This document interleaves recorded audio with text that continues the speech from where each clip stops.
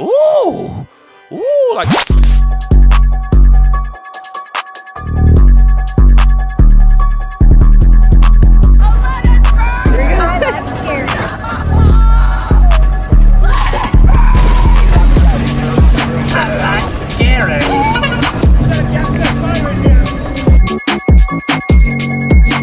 I totally like scary.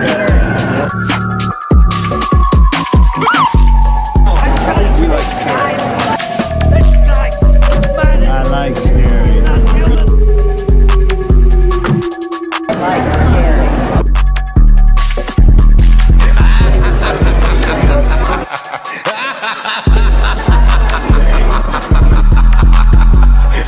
I like scary.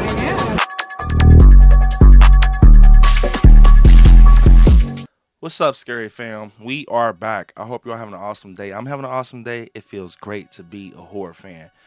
So, you all, today I want to talk about an underrated classic that I feel needs to be talked about a little more. And this film traumatized me as a kid growing up. I got introduced to it very young, and it sticks with me to this day. The movie we're talking about today is none other than Tales from the Hood. So, you pretty much probably heard of this movie. If you didn't, kind of get you guys hip to it. But before we get started, definitely smash the like button because it definitely helps. So, to get into this movie, it's a horror anthology based off real life horror stories in the hood. Now, this movie is done by Rusty Cundiff, and the overall story, like, it's an anthology with many stories. I think it's a total of 3 plus the overall story. But these 3 friends basically go to this funeral home thinking that they're about to get drugs because they're told this by the mortician that he found them in the alley. Which I don't know who the fuck would just drop. I don't know. They just dropped the drugs in the alley. But anyways, they go in there, and one of the craziest fucking things said in the horror movie comes from one of their friends. He's like, how the fuck you go refry some beans? Why not fry that shit right the first time? And, when he said that, it was almost like one of those moments where it's like, damn, why do they call it refried beans? So that always stuck with me. And it's the way he said it. They're all zooted out their mind while they're going to a fucking funeral home. But make a long story short, Mr. Sims, played by Clarence Williams III, rest his soul, opens up the shades, and one of the friends, the guy from Poetic Justice, runs and he cracks his fucking head on the side, and he falls. And next thing you know, we end up in the funeral home. So I'm pretty sure they carried his ass in there or something. But he's trying to give him a pack, some ice. He's like, man, I don't want nothing from no dead people, man. So you already know where we're going. He has him in the funeral home at this point. But it's stories told based on the coffins, the caskets he gets, upon with the group. And the first one was a very disturbing one. It was about, police brutality and stuff. And it's this guy named Morehouse. I want to say he's like the mayor or something. But a few cops, he's like a Martin Luther King type of person in the story. But a few cops ends up taking it upon themselves to just start doing crazy things to this guy, putting their hands on him and stuff like that. But one of the other cops, is black, but he does not speak up, and he sees this incident happen, and he goes on with it for years and years. But on the anniversary night of Mr. Morehouse's death, these cops decide to use the restroom somewhere that is very crazy. It was Mr. Morehouse's grave. Ends up going to the grave and trying, I think one of them actually did it, but he actually comes back to life on his anniversary as a zombie. One of the creepiest things that I've fucking seen, when it comes to zombies. And this movie came out in the 90s, so, it looked good. It looked very good. It was creepy. And he's like chasing them through the whole LA. He's chasing them through the whole LA. One minute he's there, one minute he's not. He's on the back of cars. And we get this fucking kill where he takes one of the cops' heads off their shoulders, bro. Like, it was getting crazy, man. He was clowning. He was running. He was on some Michael Myers shit. Like I said, one minute he was there, one minute he wasn't. But we push forward with this story, and one of the cops that is left, they go into this dangerous alley in LA, and he's like, I killed him. And it's people that are in that alley that are very dangerous and shit like that. People are just doing shit they're supposed to be doing. And it's a big ass mural on the wall that's creepy as hell. And it's like, I think he's like this or something, but it's of Morehouse. And Morehouse comes behind him and he's like, welcome to my world, and all this crazy ass shit. And he makes him a mural. He puts him on the wall in a T form, and he is now a part of history because Morehouse made him a mural, and he's now walking the streets of LA as a zombie unless he went back to that fucking, that hole in the cemetery and he just went to sleep. I don't fucking know. But we push forward. The cop that didn't say shit ends up being like in a hospital. His revenge on the other cop, Morehouse, was making him think that he went crazy and stuff. So now he was in a hospital and stuff like that. And they even have a little moment where he's like, hey, I did it, brother. And he's like, you're not my brother. Basically, you had the chance to do it and you didn't. And they still got me. So you ain't speak up for me. That was the revenge. So that was the twist of that story. The next story is based off, a child who thinks that his mom's boyfriend is a monster. So the whole overall story is Mr. Sims and the three friends. So once again, I tell you, he gets to these coffins, these caskets, and he's telling the stories.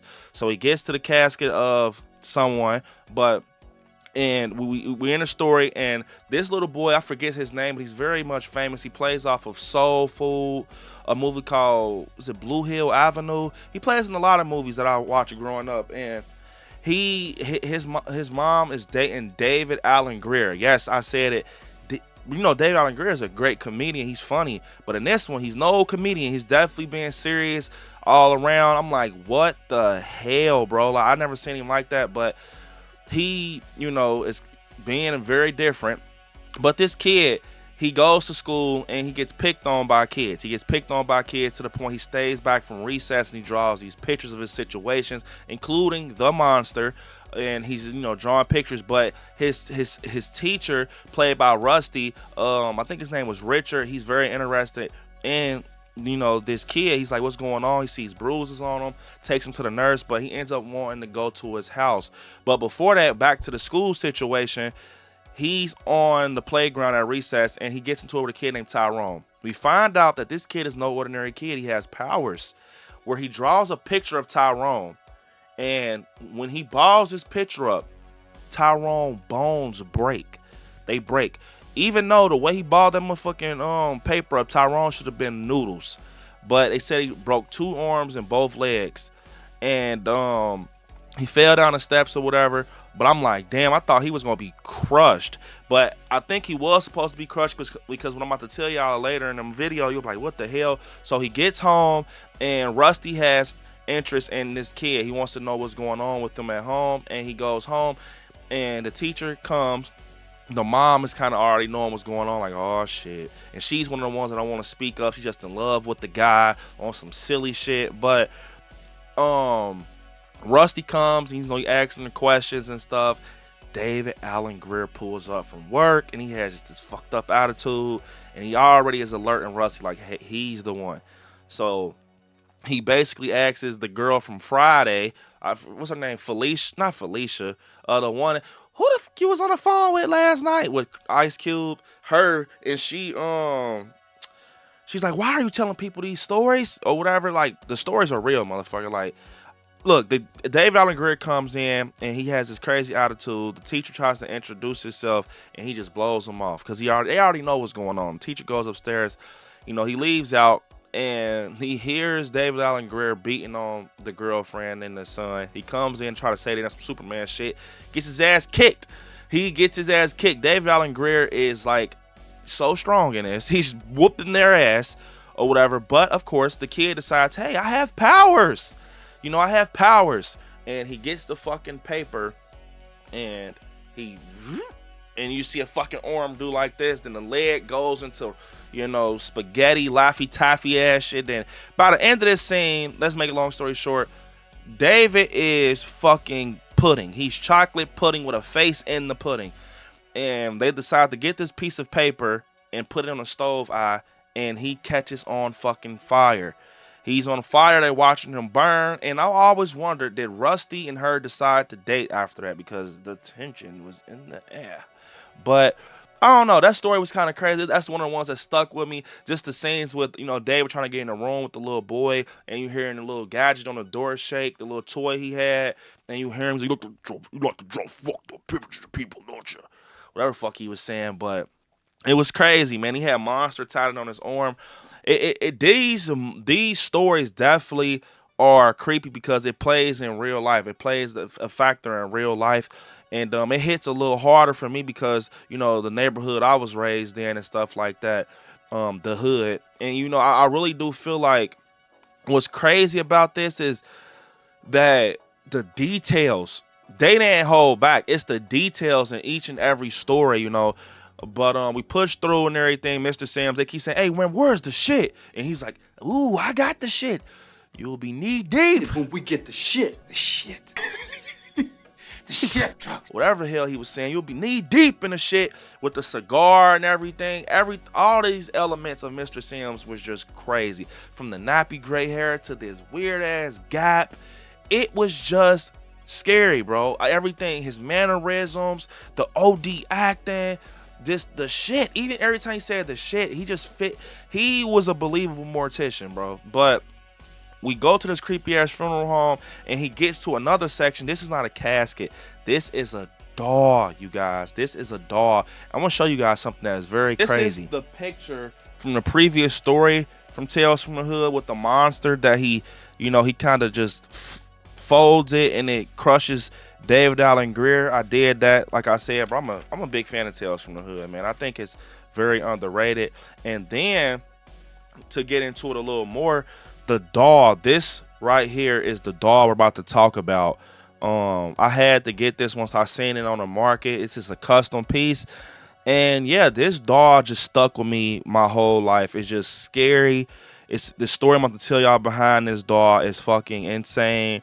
And yeah, it's very creepy. You guys, when you see this, you know what's up.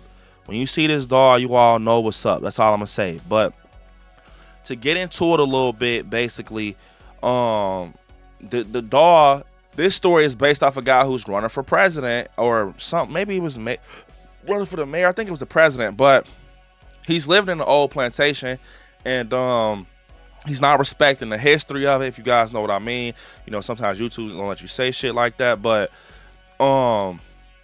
he's not respecting the history of it. He you know, and he's running for president, and we get these marches outside. You know, they're trying to tell him, get it out the house, get him out the dollhouse. He doesn't need to be in the dollhouse. The dollhouse. The dolls are going to get him. They don't like him there. And I'm like, this shit alone right here is scary. But one day they're doing a video to make him, you know, be seen differently for the promotion of the role he's running for. And his boy, I forget his name. He played in a lot of movies. And he's recording. I think he played in Creepshow. I can't remember, but he's recording them and stuff, and they're saying like these crazy ass things. I'm like, wow. But they're saying all this crazy shit, and the president guy ends up saying, hey, give me the camera. Let me see the camera. He takes the camera, whatever, he's recording them, and we see that his boy falls down the stairs in his goofy ass motion. Like he falls on some slow motion. I didn't fall for real. He just falls and he's like, you know, he's dead basically. But we see later in this story that once everything happens with the guy's funeral and everything, the president guy ends up going, you know, to the house later that night. He plays the video when his friend ends up, you know, getting hurt and, you know, killed, and he ends up seeing this doll sitting on the stairs. And this was he first sees the doll when he's coming back from the funeral. Like one of the people from the march actually puts this doll in a limousine. So he sees the same doll in that video. So it's kind of like, okay, what the hell is really going on, man? And he ends up putting two and two together, like something weird is going on. And he starts hearing running and little feet and shit. And make a long story short, it's this big ass picture of these slaves in the house with the grandma in the middle. It's about 50 slaves. And the slaves, bro, are coming out of the picture. They're coming. This is one of the craziest segments I've ever heard in horror, but they're coming out of the picture in doll form like this. But he sees the doll, him and the doll having some back and forth. The doll, you know, it's times where it's eating at his neck and trying to bite him. And the stop motion with the doll is just terrifying. Like how the doll's running like this. And then he stops by the hallway and he's like, I'm like, everything with that doll was terrifying to me as a kid. You know what I'm saying? Like my grandfather put me onto this movie. You know, I'm into like, slashers, Michael Myers, Chucky, and all that, Ghostface. But he's like, nah, that ain't real horror. Watch this. I go upstairs as a youngin' and I get fucking traumatized. But I'm glad he did it because now it's one of my favorites. But it did traumatize me as a kid. But the doll is chasing him and shit, up and down the stairs, left and right. He ends up getting a shotgun for this fucking doll because it's very much needed because this doll is very smart, hanging from chandeliers and shit. It is just crazy. So he gets the best of the doll. He shoots him with the shotgun and puts him on a dartboard and all that shit. But he ends up going into the office and he looks at the picture with the grandma just looking at him creepy in a chair like, you fuck with my people and shit like that. And he gets a flag and beats the picture. Y'all, the fucking picture starts bleeding at the mouth with the grandma. Like he's really hitting. It's showing basically he's real. Man, the dolls start hopping out the picture. The slave dolls start hopping out the picture and chewing at them, eating them. But before that, the main doll is in the middle. Like he's like, first off, he's laughing. The president guy, before the dolls hop off the picture. He's laughing like, yeah, I killed them. That's from the first story. What the fuck am I talking about? But they are hopping out the picture though. He's like, yeah. He's like, kind of like, no.